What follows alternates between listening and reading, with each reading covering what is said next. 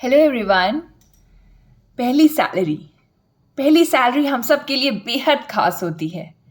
वो जितने भी पैसे हों, ये मायने नहीं रखता है कि कितने पैसे हैं, बस मायने ये रखता है कि हमने 2 पैसे अपनी मेहनत से कमाए और पहली बारी कमाए। मैं श्योर हूँ कि आप जो भी व्यूअर्स मेरा ये वीडियो देख रहे होंगे, आपको अभी वो पर्टिकुलर मोमेंट याद आ रहा होगा कि आपको अपने में कैसा महसूस हुआ होगा जब आपके हाथों में आपकी पहली सैलरी आई होगी, है ना दोस्तों? मेरे साथ भी ऐसा हुआ 2017 में अपने बीएससी कोर्स के बाद, जब मुझे जॉब मिला एक हॉस्पिटल में, टीचिंग का जॉब था और पहला चेक मिला था जिसका फ़ोटो नहीं क्लिक करने का आज भी बहुत अफसोस है। मेरे भैया ने बोला था बट नहीं सोच पाई थी उतना कि आज से 7 साल बाद मुझे इतना अफसोस लगेगा। आपने क्या किया अपनी सैलरी का? बताइए बताइए, कमेंट में लिखिएगा।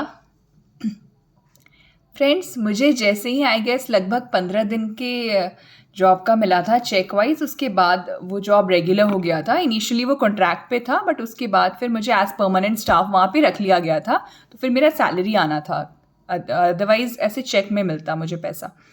तो जो चेक मिला ना, मैं बहुत खुश रही, बहुत ज़्यादा। मैं लेकर आई अपने घर में, मैंने अपने पेरेंट्स को बोला ये आपका है। वो भी बहुत खुश हुए, अच्छा लगा उन्हें। बट उन्होंने बोला तुम इसका अपने बाबा दादी और नानी इनके लिए कपड़े खरीद दो। और मैंने वही किया फ्रेंड्स। मेरे नाना तो है नहीं, 2012 में वो हमें छोड़कर चले गए थे, लेकिन ये तीनों जो मेरे ग्रैंड पेरेंट्स थे उनके लिए मैंने कपड़े खरीदे। और जब हम गांव गए और जब नानी हमारे पास आई तो वो कपड़ा हमने उन्हें हैंड ओवर किया। उससे ज़्यादा अच्छा फीलिंग दुनिया में कुछ हो नहीं सकता है कि आप अपने ग्रैंड पेरेंट्स को अपनी मेहनत के पैसों से कुछ खरीद कर एज प्रेजेंट दे रहे हैं। हमारे अपने शौक़ तो कभी जीवन में ख़त्म होंगे नहीं, लिस्ट तो काफ़ी लंबी होती है, लेकिन उन्हें क्या चाहिए उसमें भी वो बोलते हैं अरे इसकी क्या ज़रूरत थी, तुम जॉब करने लगी यही सबसे बड़ी बात है। बट नहीं, ये सबसे बड़ी बात नहीं है।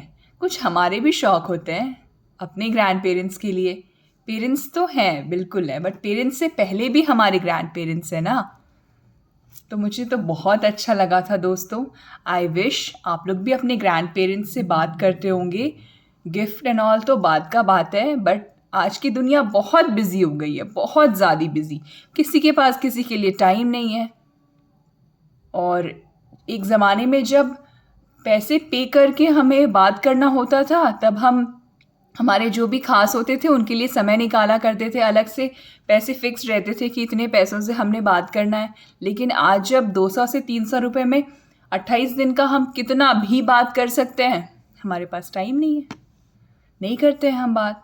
खास करके आज के जनरेशन के बच्चे तो मैं जहाँ तक महसूस कर पा रही हूँ अपने ग्रैंड पेरेंट्स से बहुत ज़्यादा करीब नहीं रहते हैं, मोबाइल में ही रहते हैं वो दिन भर, बट एक कॉल नहीं कर सकते हैं, बिल्कुल भी नहीं। ये मैंने बहुत से ग्रैंड पेरेंट्स से पूछने के बाद इस कंक्लूजन पे मैं आई हूँ, मैं खुद से नहीं बोल रही हूँ दोस्तों।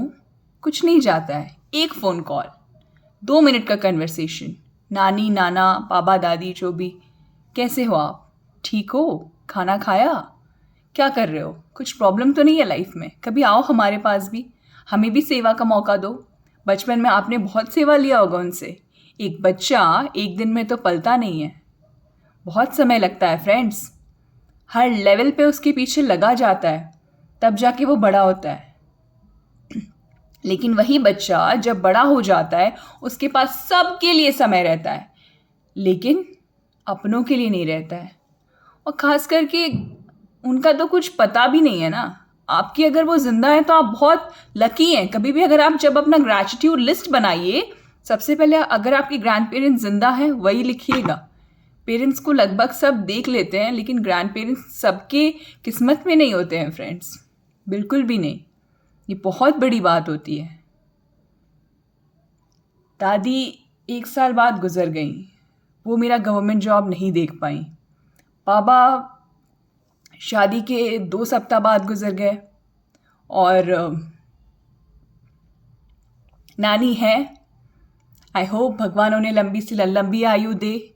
मैं हमेशा कोशिश करती हूँ सप्ताह में 1 बार क्या 2 से 3 बार उनसे बात कर लेती हूँ। जैसे मम्मी से बात करना श्योर है कि रोज़ करना ही करना है, वैसे नानी से भी 1-2 दिन के गैप के बाद पक्के से बात करती हूँ और वो बहुत खुश भी होती है इस बात को लेकर।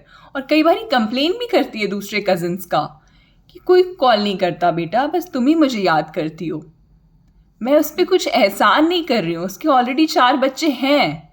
लेकिन एक स्टडी में कहा गया है कि आप अपनी माँ के पेट से पहले अपनी नानी के पेट में रहते हो, तो वो तो आपकी माँ से भी ज़्यादा खास हो गई।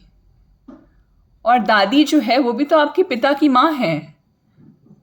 दोनों साइड का रिश्ता तो बहुत गहरा हुआ आपका है, बहुत से बहुत ज़्यादा गहरा।